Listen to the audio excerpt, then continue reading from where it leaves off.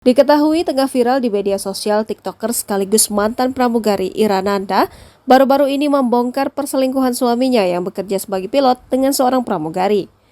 Usai viralnya perselingkuhan tersebut, kini pihak Citylink, tempat pramugari bekerja, memanggil Elmer Syaherman dan Bella Damaika.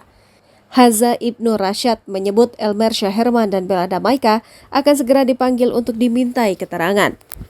Akan tetapi di akun Twitter dan Instagram resmi Citylink, ribuan netizen mendesak pihak maskapai penerbangan tersebut untuk memecat Elmer Syaherman dan Bella Damaika. Pasca viralnya perselingkuhan tersebut, kini rekam jejak di media sosial pramugari ramai dicari tahu oleh warganet. Terpantau dalam akun Facebook miliknya, postingan terakhir BD heboh dikomentari warganet yang tuai hujatan.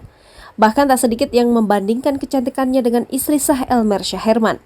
Tak hanya itu saja, termasuk kanal YouTube Bella Damaika pun turut disorot hingga tuai komentar warganet.